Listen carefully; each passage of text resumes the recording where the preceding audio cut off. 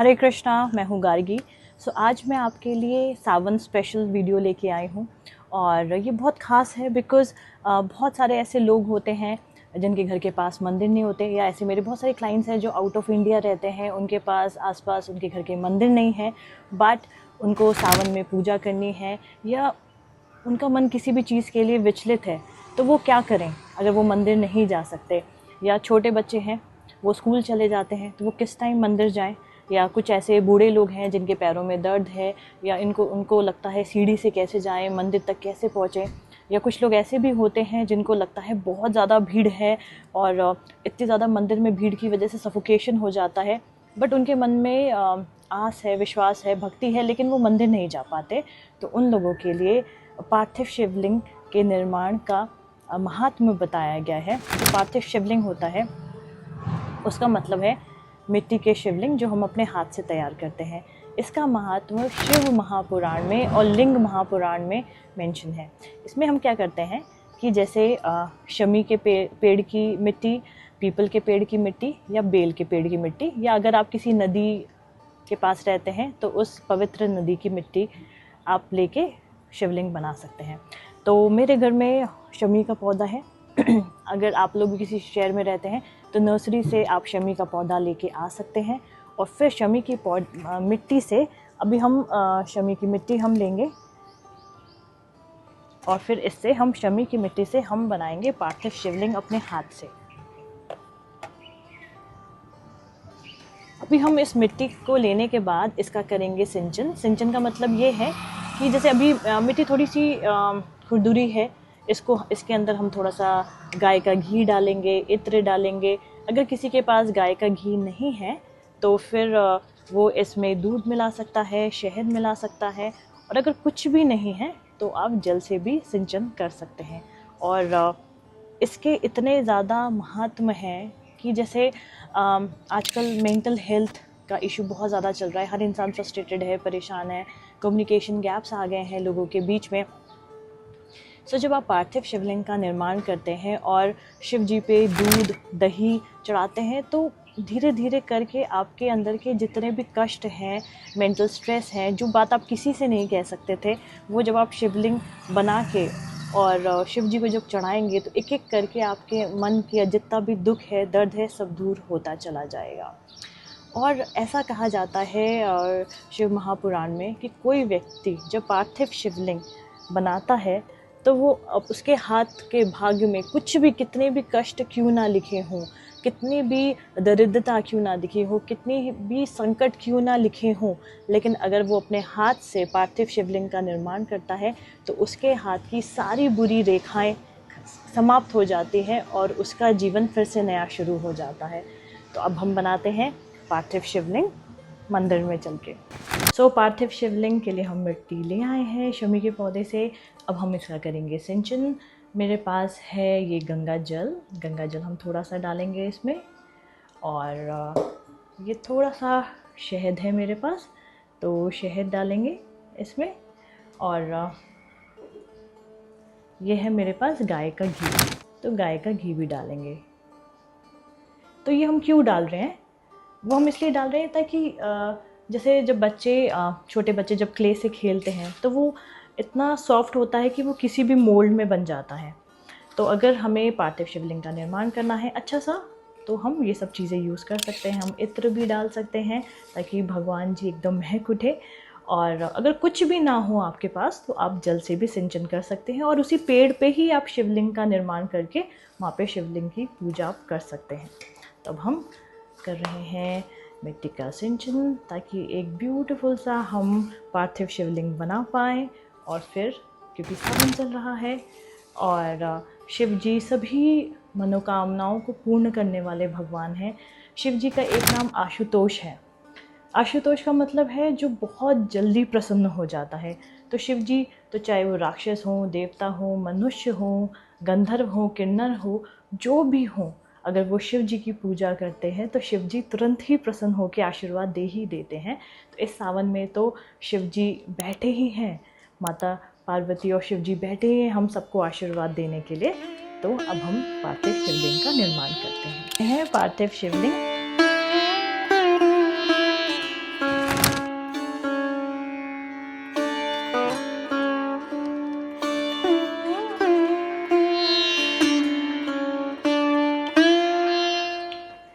को इस तरीके से सिंचन करके ये हमने शिवलिंग बिठाने के लिए हमने बना दी ये योनि, जहाँ पे अशोक सुंदरी वाली ये वाली जगह है। और अब हम शिवलिंग को बैठाएंगे।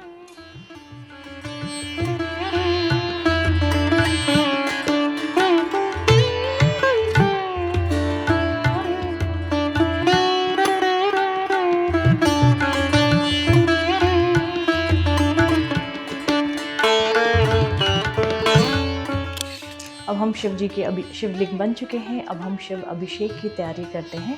तो एक हम जैसे आटे की प्लेट या कुछ ऐसी बड़ी थाली जिसमें हम जब शिव जी पे जल डालें, दूध डालें तो वो बाहर छलके नहीं, बाहर गिरे नहीं। तो हमने ऐसे ली है नॉर्मल सी आटे की थाली और अब हम इसमें बनाएंगे सतिया।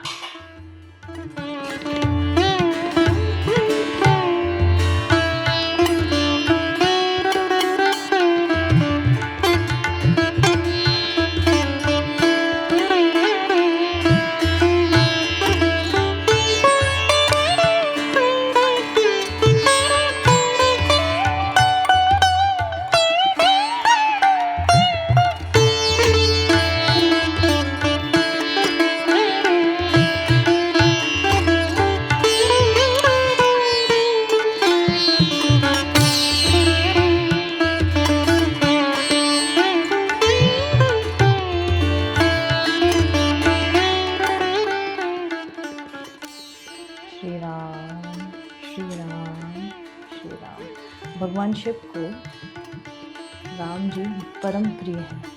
ऐसा कहा जाता है कि अगर आप बेल पत्र पे श्री राम लिख के शिव जी को चढ़ाएं तो भगवान अत्यंत प्रसन्न हो जाते हैं, भोले भंडारी अत्यंत प्रसन्न हो जाते हैं। तो हमने ये बेल पत्र में श्री राम लिख दिया है। अब हम अपने पार्थिव शिवलिंग को इस पे विराजमान करेंगे। अब हम शिव जी का श्रृंगार करेंगे। हम सबको ये तो पता है कि शिव जी त्रिपुंड लगाते हैं, बट आपको क्या पता है इस त्रिपुंड लगाने का महात्म्य क्या है? शिव जी को त्रिपुंड लगाने की भी बहुत महिमा है।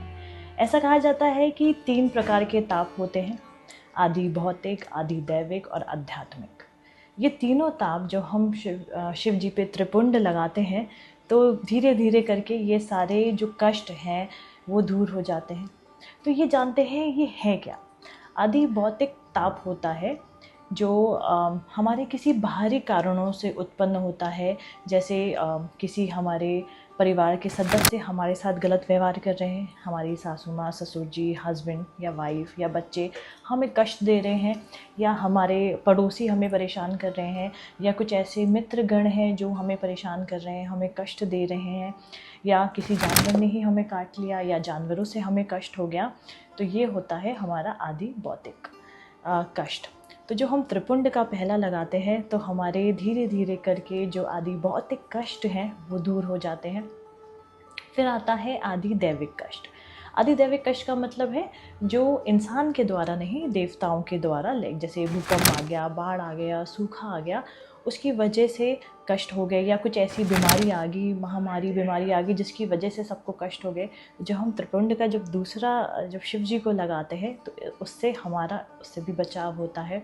फिर होता है आध्यात्मिक कष्ट। आध्यात्मिक कष्ट वो है जिसको हम आज की लैंग्वेज में मेंटल हेल्थ कह सकते हैं, कि हमारा मन डूबा डूबा सा रह रहा है, कहीं अच्छा नहीं लग रहा, शरीर में कष्ट है, कुछ अच्छा फील नहीं हो रहा। तो जब हम शिव जी के त्रिपुंड का जब तीसरा लगाते हैं तो हमारा वो कष्ट भी दूर हो जाता है। और आपको पता है हर कोई ये पार्थिव शिवलिंग बना भी नहीं सकता। जिसके इतने पुण्य जागृत हो चुके हों और भगवान उसके सारे कष्ट हरना चाहते हों, वही सावन के महीने में या जब भी कष्ट हो वो शिवलिंग बनाता है, क्योंकि अब उसका समय आ चुका होता है कि अब उसके कष्ट दूर हो जाए। तो अगर आप लोग भी ये वीडियो देख रहे हैं तो आप सबसे रिक्वेस्ट है कि किसी की ज़िंदगी में कुछ ना कुछ कष्ट तो होता ही है, तो अपने हाथ से पार्थिव शिवलिंग का निर्माण करें। और आप खुद ही, मतलब जिस दिन आप पार्थिव शिवलिंग का निर्माण करेंगे और उस पर अभिषेक करेंगे, उसी दिन तत्क्षण आपको एहसास होगा कि आपके अंदर तक कितना सुख चैन आपको प्राप्त हो रहा है।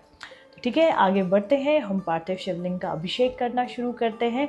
और आप लोग भी इस वीडियो को ज़्यादा से ज़्यादा देखिए, शेयर करिए, ताकि आपके फ्रेंड्स, फैमिली जिनके लाइफ में भी बहुत कष्ट है ना, वो घर बैठे बैठे अपने भगवान जी की पूजा करके सारे कष्टों को दूर कर सकें।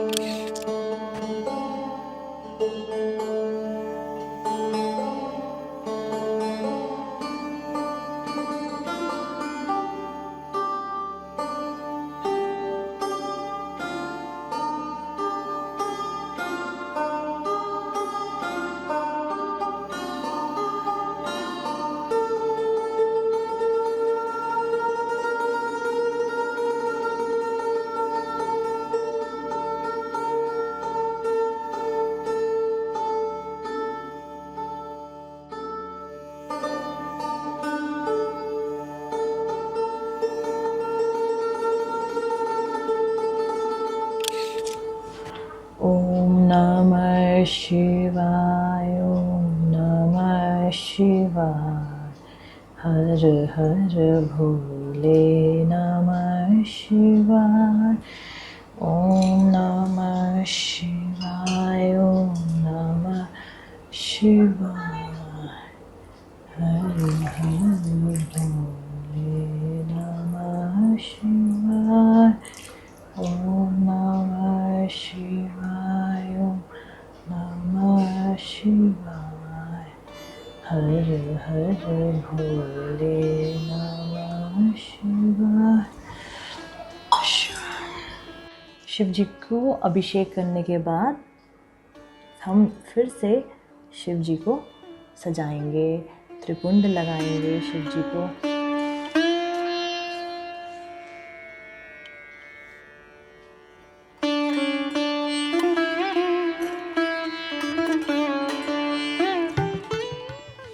अभी हमने क्या किया है, हमने जो प्लेट थी जिसमें शिव जी का अभिषेक हुआ था, उसको हमने चेंज करके हमने दूसरी प्लेट में शिव जी प्लेट पे सतिया बना के बेलपत्र करके शिव जी को निला धुला के रख दिया है।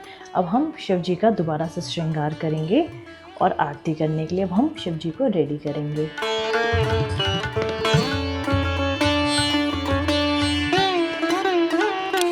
अगर आपके पास इत्र हो तो शिव जी पे इत्र ज़रूर अर्पित करें। ओम नमः शिवाय, ओम शिवाय नमस्तुभ्यं, ओम शिवाय नमस्तुभ्यं। आपके पास जो भी माला हो उससे हम शिव जी का श्रृंगार करेंगे। ओम शिवाय नमस्तुभ्यं, ओम शिवाय नमस्तुभ्यं, ओम शिवाय नमस्तुभ्यं, ओम शिवाय नमस्तुभ्यं, ओम शिवाय नमस्तुभ्यं, ओम शिवाय नमस्तुभ्यं, ओम शिवाय नमस्तुभ्यं, ओम शिवाय नमस्तुभ्यं, ओम शिवाय नमस्तुभ्यं, ओम शिवाय नमस्तुभ्यं, ओम शिवाय नमस्तुभ्यं, ओम शिवाय नमस्तुभ्यं, ओम शिवाय नमस्तुभ्यं। हम शिव जी को प्रसाद चढ़ाएंगे। ओम शिवाय नमस्तुभ्यं, ओम शिवाय नमस्तुभ्यं, ओम शिवाय नमस्तुभ्यं। जय शिव ओंकारा, स्वामी जय शिव ओंकारा।